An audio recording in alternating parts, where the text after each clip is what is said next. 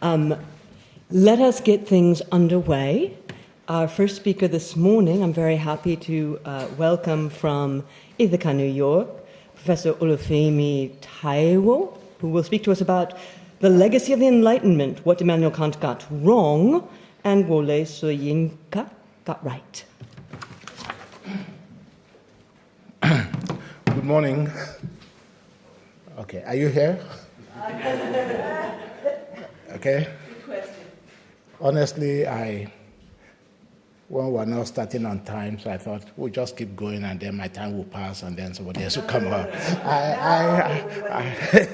I know, but thank you very much, Susan, Francisco, Dominic, and the rest of the staff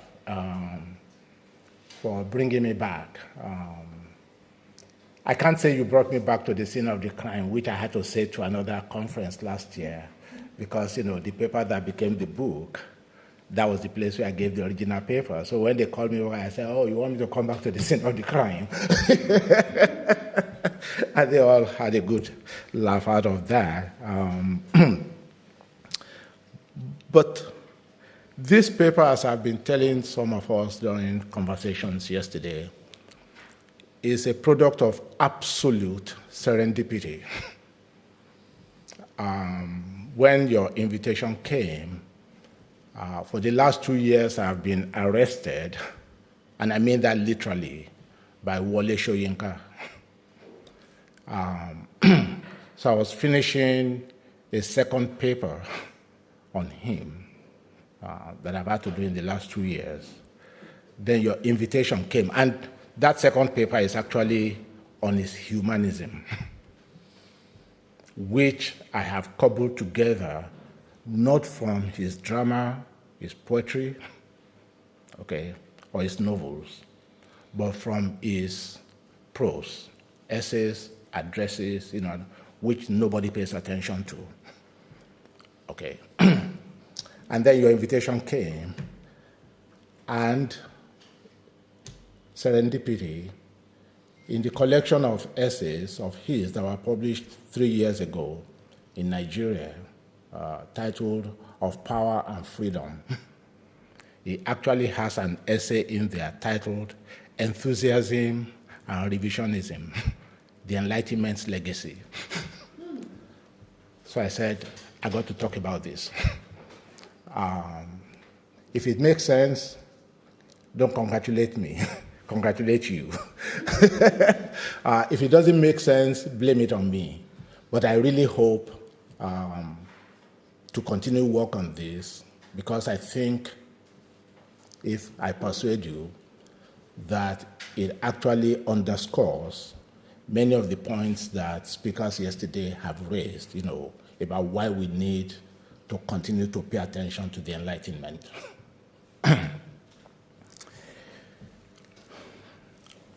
In diverse works, I have made a case not merely for the continuing relevance of the Enlightenment project in Africa. I actually published an essay called The Case, the African Case for the Enlightenment. Okay. I have argued for its necessity if Africa and Africans are to ameliorate, if not overcome, the problems that continue to hobble the continent and its long-suffering peoples. I am convinced that a bulwark against a wider acceptance of this necessity is the dominance of what I have called the racialization of thought, which identifies the Enlightenment and its appurtenances with a particular race and makes it almost illegitimate by definition for those of us outside of that designated racial identity to entertain, much less embrace, the project. In this presentation, I argue that the racialization of thought goes all the way back to the very period of the Enlightenment, and it prevented some of its original philosophers, in the current context, Immanuel Kant, from realizing, much less embracing the full force of their discoveries and their implications for humanity across the board. And it has also impacted the recent reaction to the Enlightenment project in Africa. What obstacles have stood in our day in the way of the embrace of the project? Incidentally, those obstacles are of recent vintage. they have not always been there. Africa has not always been hostile to the Enlightenment project, despite the widespread justifiable indictment of it by anti-racist scholars, especially in our day. A good perusal of the history of ideas reveals a distinction between what I have called, on one hand, the racialization of the Enlightenment, and on the other, its historicization, in a previous discussion of what it spawned, modernity. There's a sense in which it may be true that the European Enlightenment was conducted by Europeans, and principally in Europe or in a world dominated and framed by Europe. Notwithstanding this acknowledgement, the question is whether the ideas that form the warp and woof of the Enlightenment are, simply for that reason, incorrigibly European ideas, such that they become unavailable for retrieval and domestication in non-European contexts and by non-European thinkers. When scholars write as if ideas, Enlightenment or not, come in colors or are indissolubly linked to certain geographies, cultures, or epidermal inheritance, as in race, one should be suspicious. Doubtless, ideas emerge in certain contexts, yet, when all is said and done, they really do emerge in individual thinkers' minds, albeit in conversation with several others. And I'm coming back to this point, later in this presentation. If this be granted, even if we say that the Enlightenment project and the ideas it fostered were the absolute, undiluted emanations from European minds, it is a giant step to saying that this alone makes them unavailable for appropriation by non-Europeans. Similarly, it would be just as implausible to suggest that only under compulsion, enslavement, conquest, or other non-voluntary methods could such non-Europeans come to have such ideas become a part of their furniture of the world. Finally, on this issue of dubious assumptions, only if we assume a singular, almost hollow conception of European identity, totally unaffected by history, or with a history marked by absolute isolation, might we even permit ourselves to entertain the idea that the Enlightenment was a product of what the Nigerian literary scholar Biodun J4, in a different context, has termed, quote unquote, absolute autochthony. Based on the foregoing, I conclude that only if we racialize, that is, color it white, Caucasian, essentially European, not even Eurasian, can we call the Enlightenment project a strictly parochial inheritance that other racial groups must shun, or, if they embrace it, justify such an orientation? What I have done so far is to apply an argument that I made elsewhere concerning what I call the, quote-unquote, essential hybridity of modernity. The relevance of the distinction between racializing and historicizing is that the first turns the discourse into, quote-unquote, black-white, white-non-white schema, and in effect erects an almost unbridgeable gulf between the two sides, while the second looks upon the discourse as a consequence of, quote-unquote, historical contingencies, a move that allows members of both sides, and even those outside the schema, to abridge the gulf and lay claim to any part of each side's inheritance in the broad framework of a common humanity.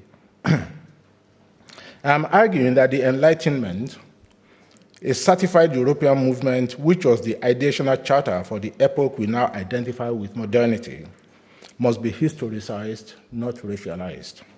To historicize it means that we place it where it belongs, the history of ideas in the evolution of the history of humans and their unceasing efforts to come to terms with their world, and that world conceptualized in the most expansive manner possible. And we have at least 6 different worlds.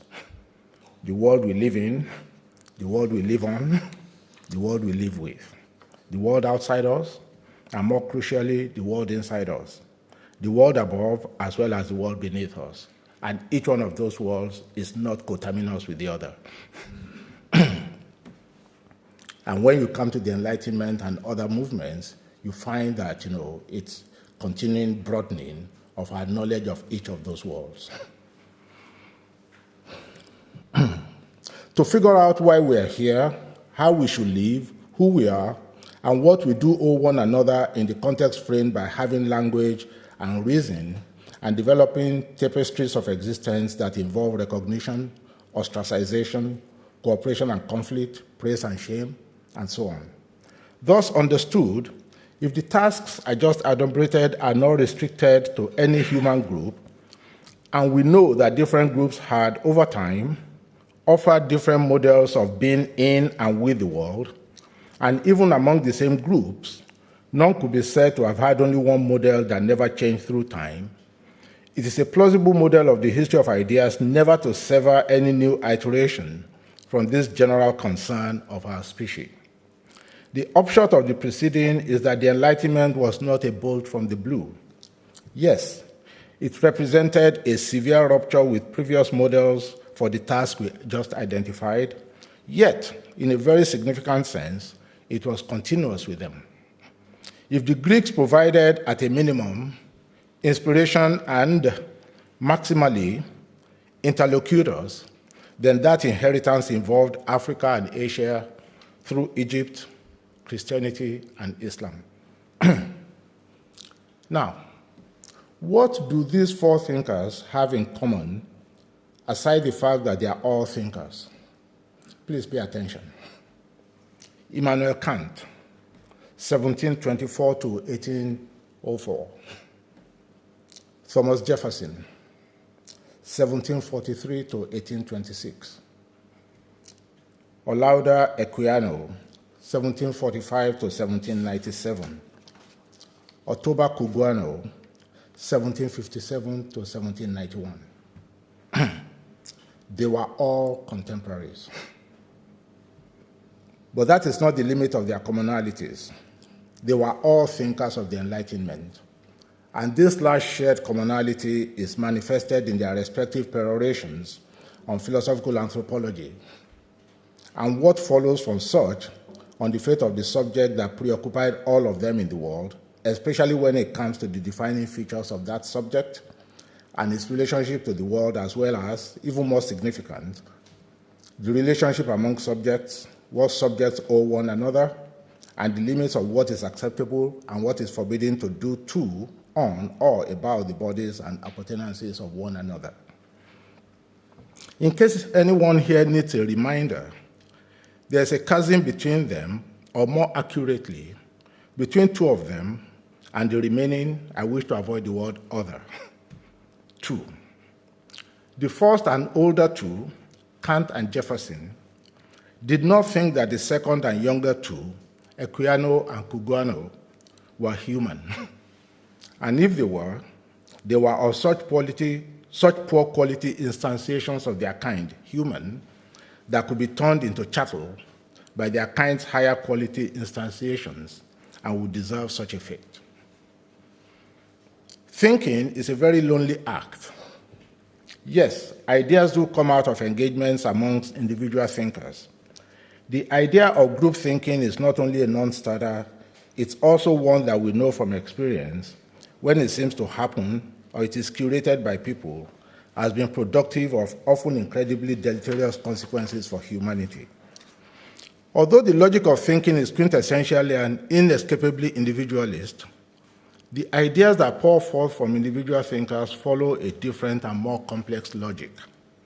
Of course, ideas and other artifacts of thinking must be presented in a language that, of necessity, must be particular, embedded in a system of science that require additional undertakings for others to share them. Certainly, fellow members of the original thinkers' linguistic universe have an inside track, be they original members of that universe, so I add a fifth, Anton Wilhelm Amo, 1703 to 1759, will fall under this category, having lived and taught philosophy in Halle, contemporaneously with Kant, an element that furnishes another wrinkle for this narrative, how he's written out of the narrative of European philosophy, even though he was there and he taught, right there. The university has changed things. They now have a lecture endowed in his name, and, at Halle Wittenberg. or inducted members who acquire that language, as happens to subject peoples, or have access to it through the facility of translation. We may not interfere with the original thinker's claim to being the originator of the relevant ideas, but simultaneously, we may not vest ownership of the ideas exclusively in him or her. The reason for this is to be found in the vicissitudes that pertain to ideas once they tumble off the lips, pen, brush, or other conveyances of their ideas to the world beyond their individual sphere. Once that happens, whoever can and is willing to expend the sweat equity to appropriate those ideas, interpret them for his or her own ends, and cares to share with that immediate linguistic universe and adjoining ones, becomes a co-owner of those ideas. Once that happens, sometimes even the original author of the ideas must confess surprise, alarm on occasion, at what directions their interlocutors have taken those ideas. A good way to understand this is to remind ourselves of what happens at book readings, especially fiction, when readers shock the writer. Remember, the one from whose heads all the characters and plot lines have been forged, with alternative takes on various elements of the work that had never suggested themselves to the author. This is not something limited to fiction writers. It's the fate of every idea that lends itself to appropriation by at least another person beyond the original author. We find it in everyday encounters when what our interlocutors hear is at variance with what our locution is intended to convey. On such occasions, we may not act as if our intentions alone should suffice, especially when we have no reason to think our hearer is not acting in good faith. Meaning-making in such simple situations becomes a matter of negotiation and a collective undertaking. What this means is that we must be wary of attaching ownership to particular ideas. It is difficult enough doing this for individual thinkers. It is much more so and possibly illegitimate to attach cultural and collective ownership to ideas and their fortunes in the world. And as I was getting ready for this, I was reminded, you actually now have a Buddhist monastery in Uganda. And it is headed by a Ugandan who went to school in India in the 90s, in Punjab, and fell in love with Buddhism, converted to it, and went ahead and became a Buddhist monk. So, when I talk about ideas going beyond, and they are being available to any human who is willing to put in the sweat equity, that's a very good example, of that. Nothing about his physique, how he looks and all that, said to those who trained him, we don't think that this is your kin. So,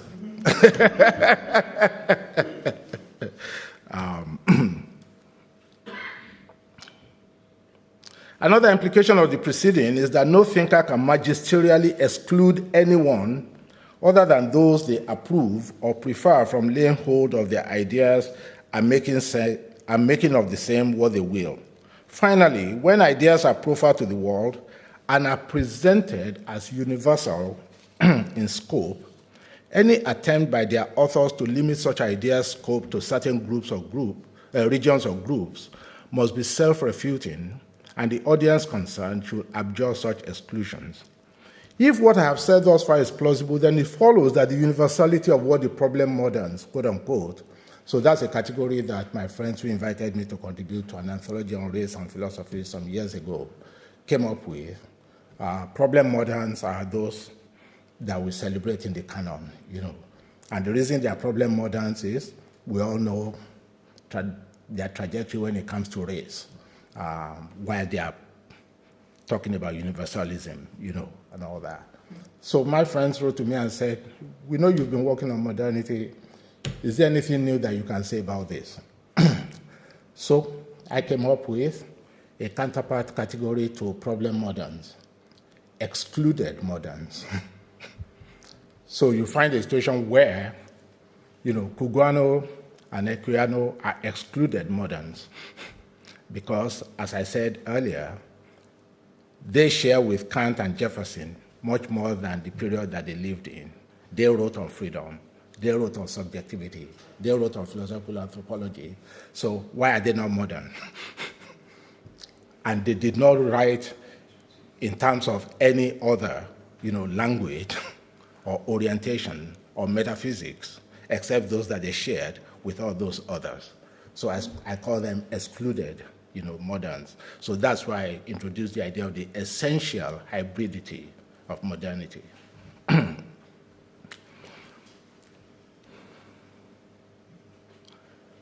To the extent that neither they nor anyone else can put a lead on how what they offer the world of ideas may be understood, interpreted, translated, domesticated, and so on, by any of their kind, even when, as we just saw, some of them wish to exclude others from the circle of those capable of reading and or misreading them, the road is open to appropriations of those ideas by anyone willing to expend the sweat equity required to make them co-owners of the realm of ideas. So, fast forward 3 centuries, and we encounter Wole Soyinka, one of the most important thinkers of our time, who, in his assessment of the Enlightenment's legacy, is not hobbled by the racialization of thought, but instead, by historicizing it, brings us forcibly and with incredible lucidity to an awareness of its continuing relevance. He shares with us how the wisdom of the Enlightenment avails us in dealing with some of the problems that his thinkers dealt with and still stalk us today. There are 2 points of intersection between Immanuel Kant and Wole Soyinka when it comes to the matter of the Enlightenment. First, Kant left us in no doubt that the Enlightenment was a radical break with the past, such that we regard it as inaugurating a new epoch in human history, complete with a new philosophical anthropology, a new horizon of time, a new way of understanding our relationship to the world, and that world not understood as a simple phenomenon, but conceptualized in the most expansive manner possible that I described earlier, to figure out why we're here, how we should live, who we are, and what we owe one another in the context framed by having language and reason. Thus understood, if the tasks I just adumbrated are not restricted to any human group, and we know that different groups had over time offered different models of being in the world, then it is a plausible model of the history of ideas never to sever any new iteration from this general concern. So here is Soyinka on the same issue. I believe it would be excessive to attempt to speak today of space science as effecting any social radical transformation, heralding the beginning of a new man. Enlightenment, however, marked such a phase, one that European history could safely designate its great watershed, a moment when the great historians, encyclopedists, even religionists were united in such a conscious, transformative worldview that it is possible to draw a definitive line in the ledger book of history, demarcating, even without any claims to prophetic vision, the past from a clearly glimpsed future. The European world will not again attain such a moment until 2 centuries later, and we can quibble with this. I don't think I agree with him. With the advent of Marxism, certainly not with the same conviction of comprehensiveness, a near equal analytical assurance, despite the critical divergence and even excesses, alas. Both were marked by a single-minded grasp of a rationalized universe within history, the sciences, sociology, and the arts that promised to render palpable the quote-unquote sapiens in a presumptive Homo sapiens.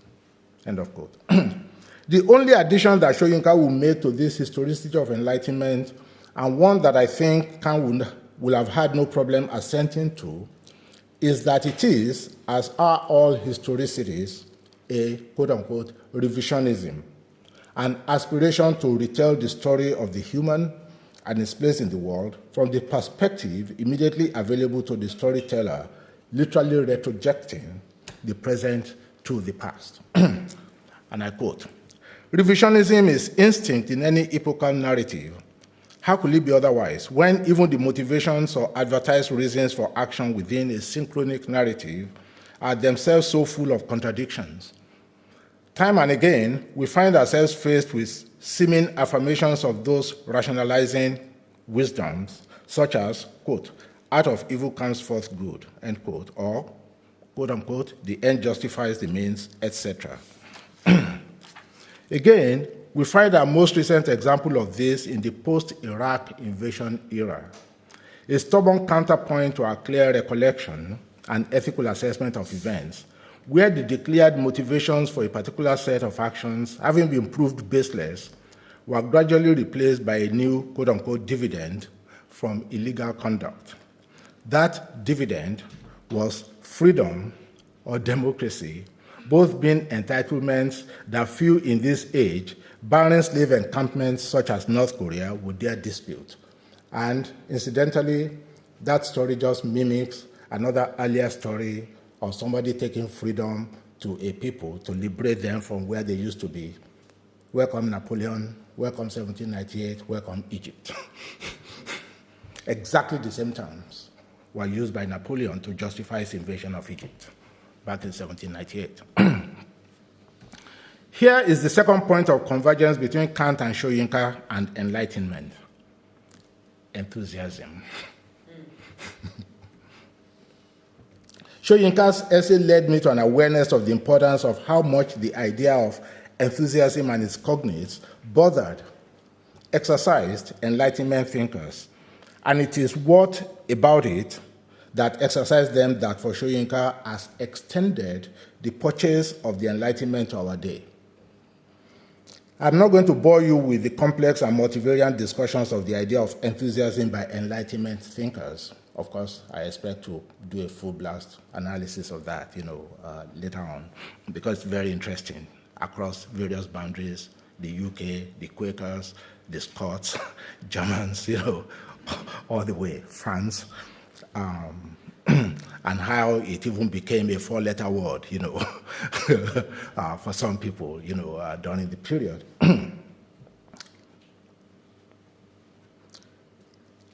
It suffices to say that at a time when the key tenets that we now associate with the Enlightenment were still being constructed, especially that concerning empirical knowledge and the centrality of reason as the ultimate arbiter of what is to be embraced epistemologically, enthusiasm, often associated with knowledge that is beyond the senses, whether that be in religion or even in the nascent secular matters, including science, was to be shunned, excoriated, and when embraced, suspect.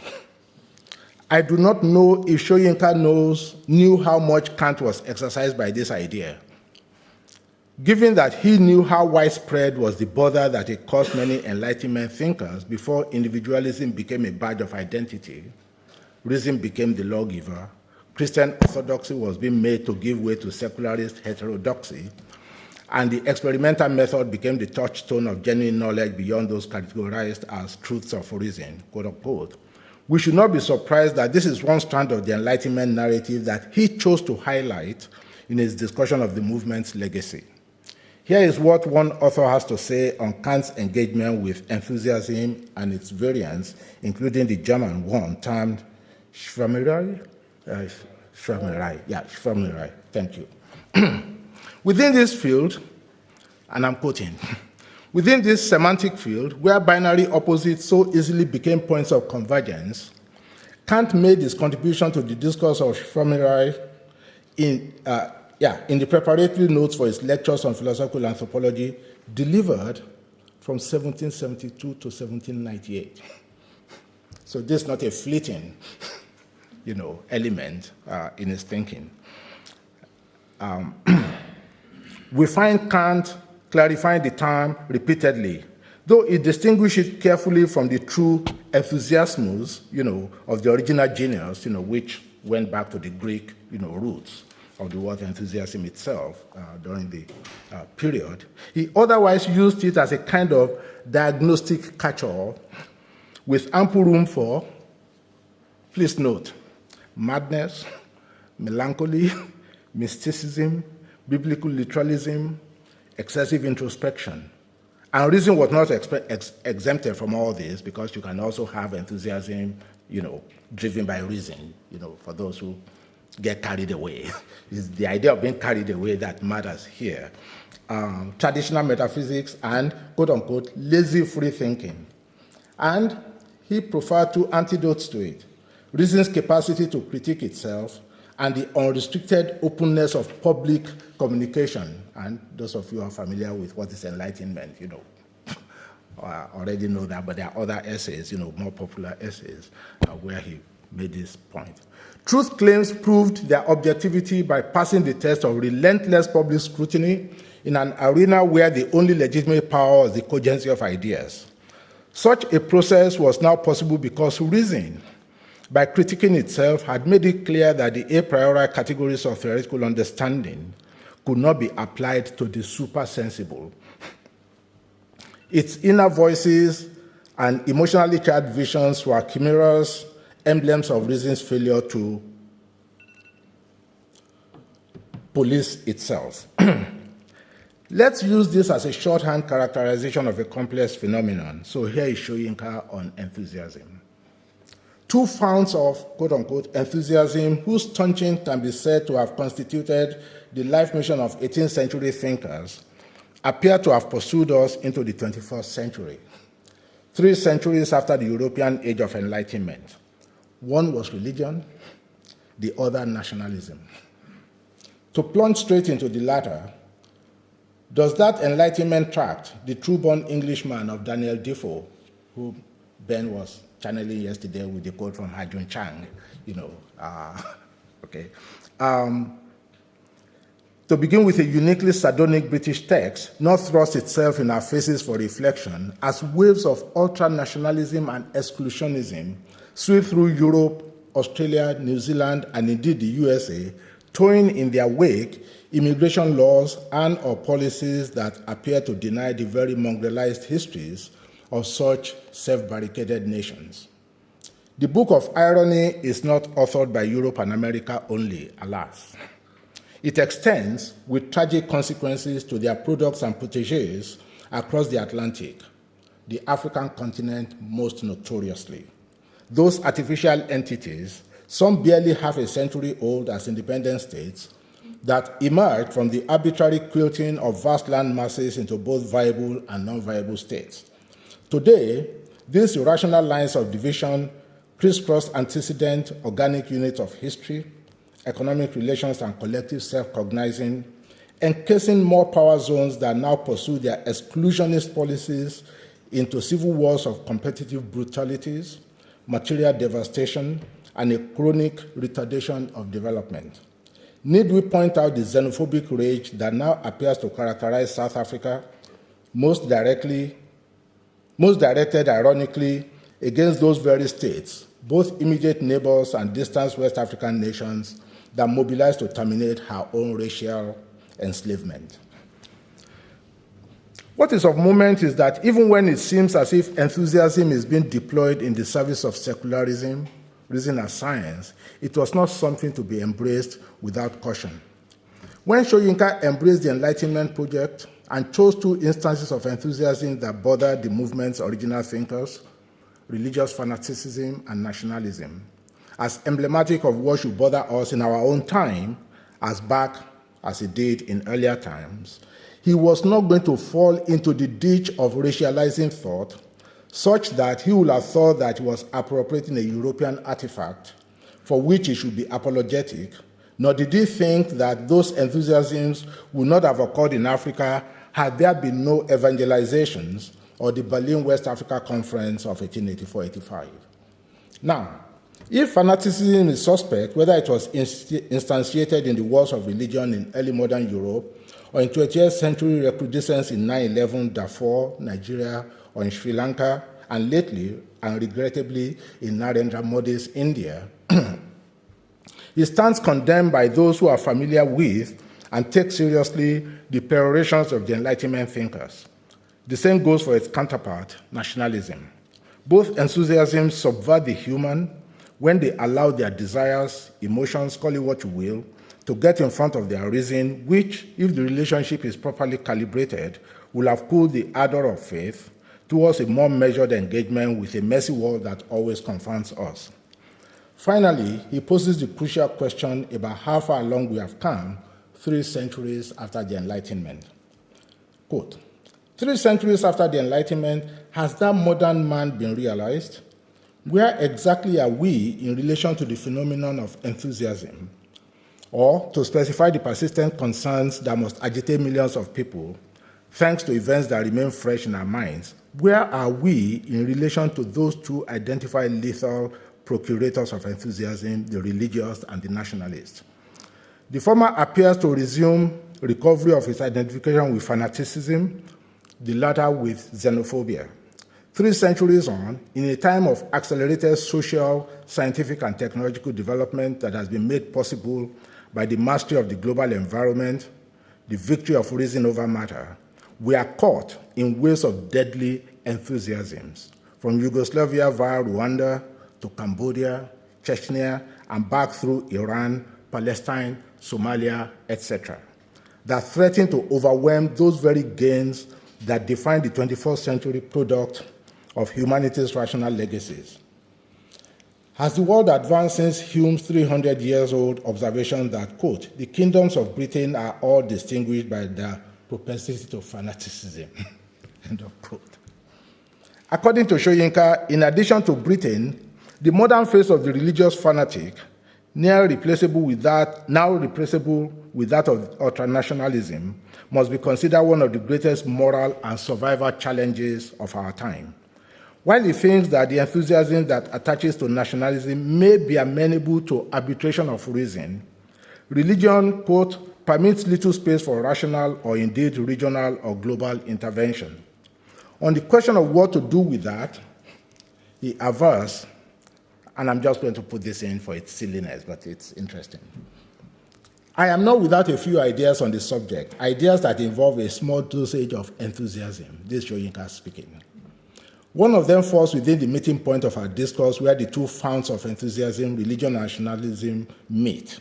What, I wonder, might be the effect if instead of shelling and rocketing recalcitrant enthusiasts into the embrace of reason, we translated a few foreign texts, beginning with Defoe's The True-Born Englishman and A Modest Proposal, with mild locality adaptations into the languages of such benighted regions, together with sober treatises from those same regions excoriating the ravages of enthusiasm.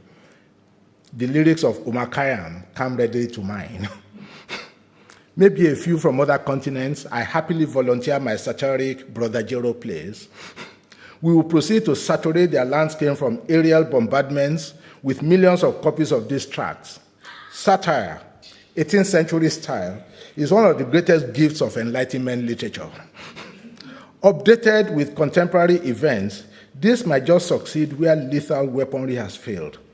We may actually succeed, not immediately, but over years, in punching a few holes in the hermetic carapace of our modern-day hyper-enthusiasts. And here's the punchline, for those of you who care. Where shock and awe, remember Donald Rumsfeld? Okay, has failed so humiliatingly, mock and thaw might just prove more efficacious. So, let me conclude. We may, this is the last paragraph. We may now pose afresh the question at the heart of this discussion. What was it that Kant got wrong and Soyinka gets right about the Enlightenment? Soyinka reminds us at various points in the essay under review of how Enlightenment thinkers, David Hume, Thomas Jefferson, Immanuel Kant, Voltaire, subverted their own discoveries when they succumbed to the lure of the racialization of thought, which made them illogically to exclude Africans or the black race from the human universe. They enacted thereby at source the provincialization of their professed universality. Meanwhile, Soyinka, unbothered by racialization, sees the epochal significance of the Enlightenment, the promise it held for progressing humanity, and its unqualified universal reach, has no problem using it to understand aspects of the human that exercised Enlightenment thinkers and still do us in our day, and most importantly, sees in its decisive enthronement of reason and the experimental method as the arbiters of knowledge claims the simple answer to our question, Enlightenment's universality, period. Thank you very much.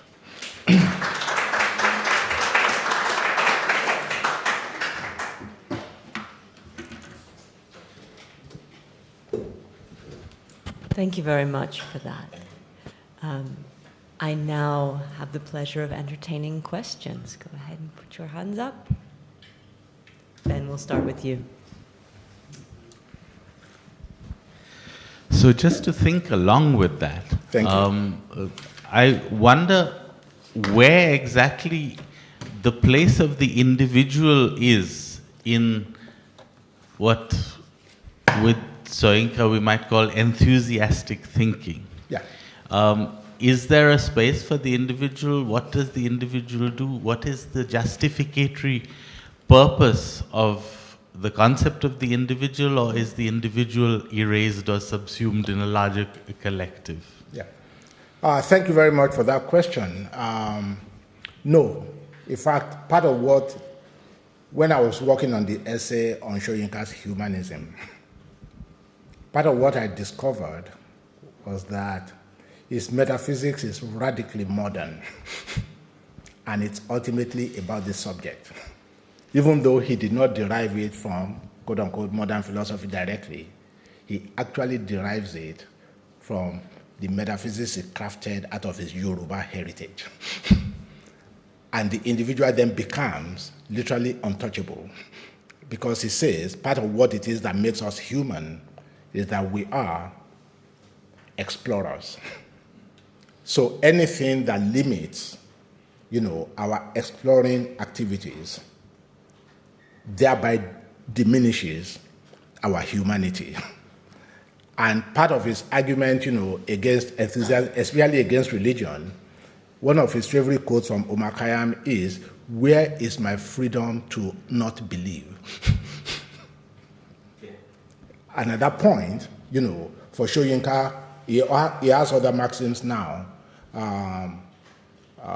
He will say he would rather nations die and individuals live.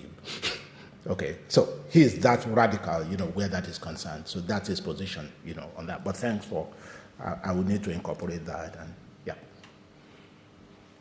Susan. I'm starting to worry that I didn't understand something in your talk, which I'd like to have a copy of, please, to read. Because I want to ask almost the opposite question that Ben asked. That is, early on in your talk, you said thinking is a solitary activity and it has to be. Last night at dinner, the part of the table that I was at were trying to remember Kant's 3 rules for thinking well. And we could only remember 2, somebody can correct me. One was thinking consistently, but one was definitely thinking in dialogue with other people. So how do you put that together? Oh, thank you very much. Actually, there's no problem there at all, both for me and for Soyinka, Okay. Because, and this is what he was attacking and what I'm attacking, is all these attempts to talk about the African this, the African that.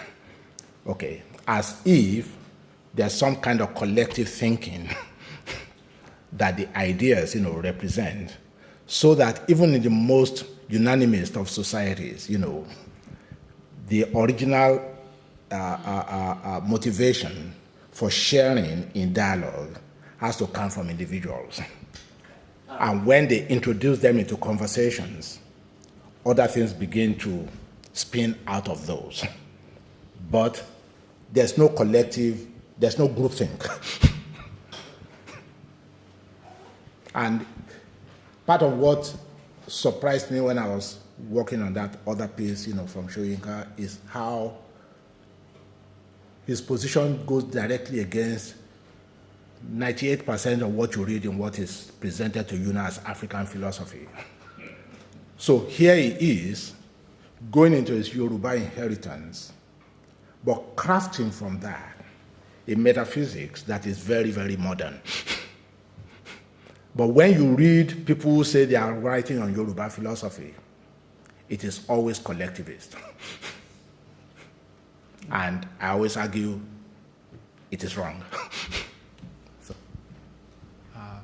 Jonathan? Yeah, I think I have the next question. I can follow up directly on that. It's exactly the same situation, exactly as you described with China and Chinese philosophy. I'd say the idea, the projection of Eastern philosophies in general as being collectivist in nature, as if individualism is a Western import. Thank you. I'm going to talk a bit more about this tomorrow, but as you describe, obviously Soyinka is able to go back into his own cultural heritage to find the roots of an individualism. Obviously, his contact with the Enlightenment, he's thinking in dialogue all the time. He's influenced by the Enlightenment. Yeah. And the Enlightenment's a catalyst, perhaps, for his not even rediscovery, but that it's contact with the Enlightenment that allows him to uncover something in his own tradition which may have been partly hidden or marginalized. And I think the same thing happens, certainly it happens in China, and I would argue perhaps happens all over the non-Western world when they come into contact with the Enlightenment, and precisely because it is such a powerful catalyst for further reflection. But as you say, it's another bugbear of mine as soon as you hear someone say, well, Chinese culture is a collectivist culture. But no, it's dehumanizing, as you say, because it's almost denying, it's assuming that individualism is some sort of product of the West, as if in Islam, in Confucianism, in African, as if there was no individualism in the world until around about the 1780s. It's crazy. Yeah, thank you. And thank you for saying that. So Soyinka is not, quote unquote, a nativist. So he's not saying, oh, no, this has to come from Yoruba. In fact, where that came from was, he's saying, between those who want to be nativist, which was, something that he reacted against initially with his argument with Senghor, okay? And then those who want to say, oh, we really don't have anything, we should just bring everything from outside. So he has no problem, and if time avails and occasion calls for it during this conversation, I will read out some passages from some other works of his. But his point was to say, what if we look inside and see what we find there? Maybe we have notes or some, thing there that might actually aid our thinking, about this. And voila, that was what he found. So he does not then make it, oh, here's a substitute, you should go with the Yoruba and all that. Quite the contrary. His point is that humanity is one. Isn't it interesting that, this advanced culture has something that I can actually use to craft? And he owns that version. It's not Yoruba, it's Soyinka. Teresa, you had a question.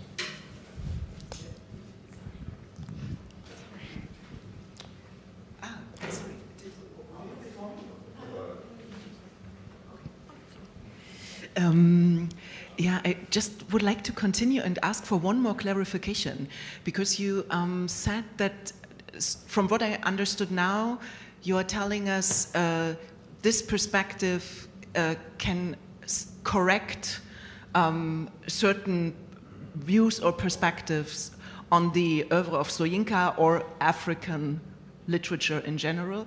I am wondering, is it also a perspective that can correct limitations of how Enlightenment is and Enlightenment thought is conceptualized? Yeah. So, and then how would you put it? So I've been very much intrigued by your reflection on enthusiasm, because actually, I share the sense that there is something dangerous in it.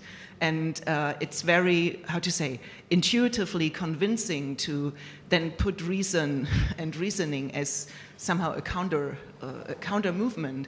But to think this on a global scale, somehow what is meant or imagined, how reason works. Yesterday we talked about it's a faculty, it's not a content, it's actually a faculty is something that's operating. And maybe also the ways how we have conceptualized reason operates needs to be enlarged or whatever. So this is somehow this end of your talk, if this is even something that you meant, I would like to hear a bit more about. Actually, no. And that's the reason why the universality becomes critical. Okay? So reason is not something that comes in bits and pieces, and all that, especially when it comes to the new epistemological orientation, that modernity, replaced. And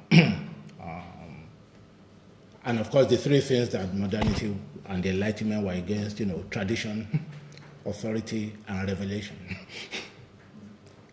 So reason is supposed to go against, all those three.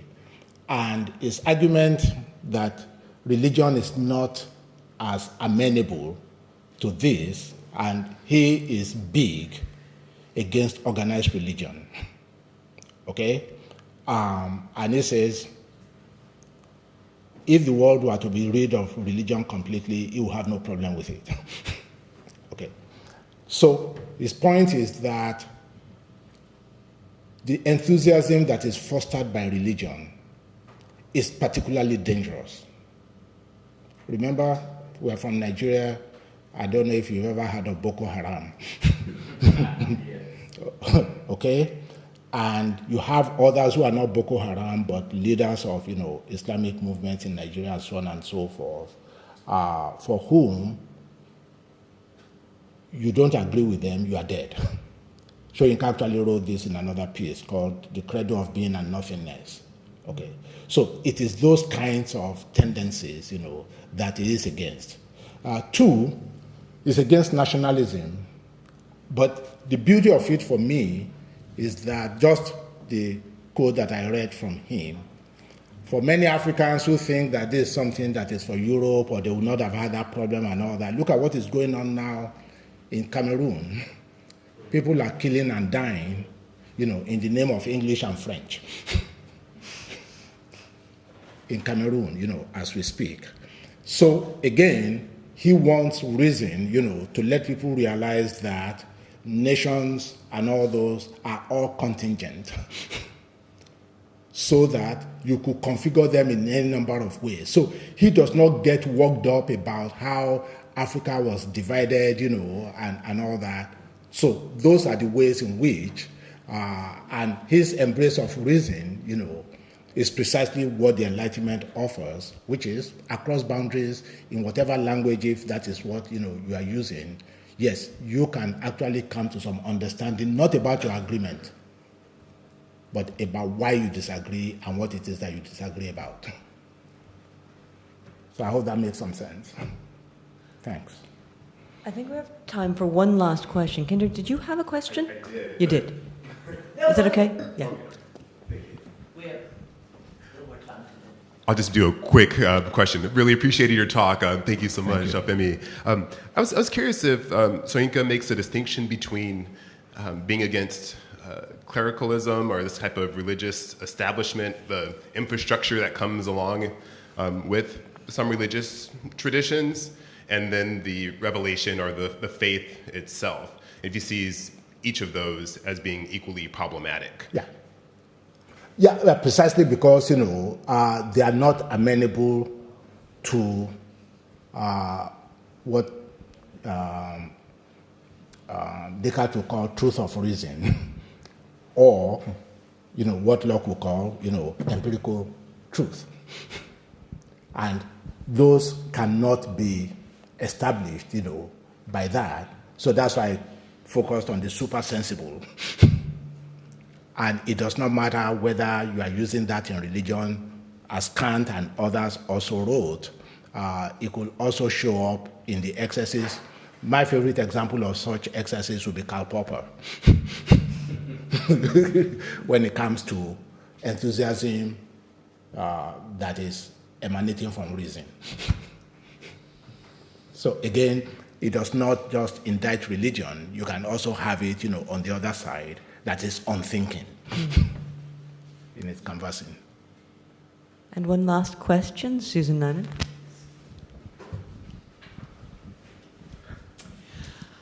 I can't resist. I find this quite an exciting project, which is why I would like to read it again and also read the Soyinka that you recommend.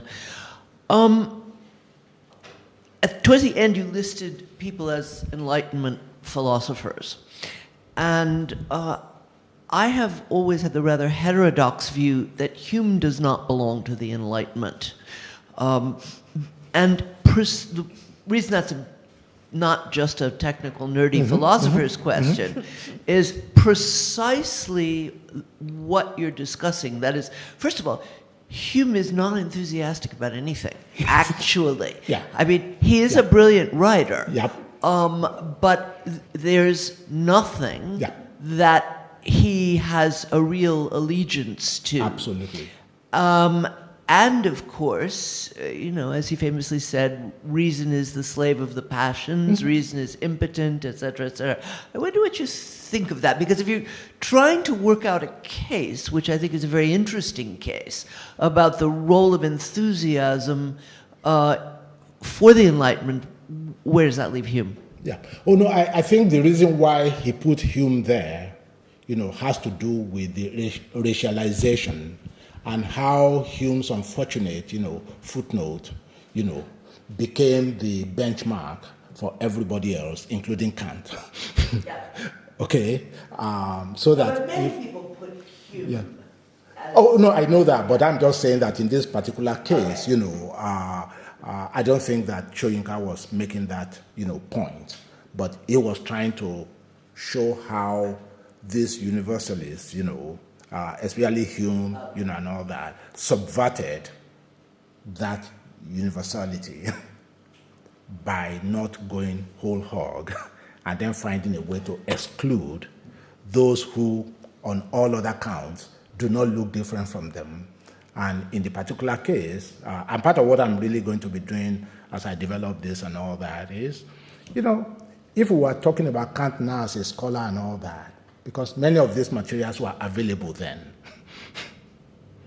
So we would then raise questions about his scholarship in terms of who he read, how he chose those that he read, and those that he decided to. And what I did in the paper of Problem Moderns is to ask the rest of us to get rid of what Bacon called idols of the theater. Idols of the theater. And then begin to ask very pointed questions about why we think that the canon is okay by us. And it's the only thing that I don't, but others do. And that's the point that I raise. Thank you very much. Thank you very much. Great questions that will help me. Thank you all very much. We'll take a 5-minute break, just enough time to get yourself some hot beverage, biscuits if you want.